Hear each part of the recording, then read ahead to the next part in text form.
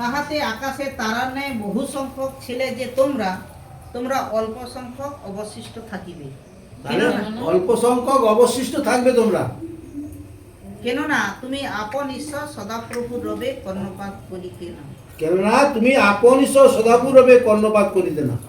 আমরা সদাপ্রভুর রব মানে পরমেশ্বর পিতা যে বাক্য আমাদেরকে দিয়েছেন সেই বাক্য অনুসারে আমরা চলিনি, আর না চলার জন্য এত আঘাত আমাদের মধ্যে আসতেছে। আর রেবাদি একটা সাক্ষী দিল, সাক্ষী যে ওই দিনকার দেওয়া বলে জিনিসপত্র এনে দিয়েছিল, আর ওটা নিয়ে আমি রান্না করছিলাম, তার প্রত্যেকের মধ্যে কষ্ট প্রার্থনা করতে যাচ্ছে আবার আসছে, যাচ্ছে আবার আসছে, কিন্তু পরিত্রাণ হচ্ছে না, সম্পূর্ণভাবে যাচ্ছে না। আত্মা কি দিল? কষ্ট হচ্ছে, সেই জন্য আত্মাকে জানাচ্ছে।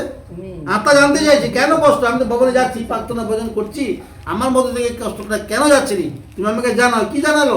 যে ওই ভুল কাজটা করেছো। কি ভুল কাজ? না, যেগুলো করতে পরমেশ্বর পিতা না বলেছে সেটা তুমি করে বসে আছো।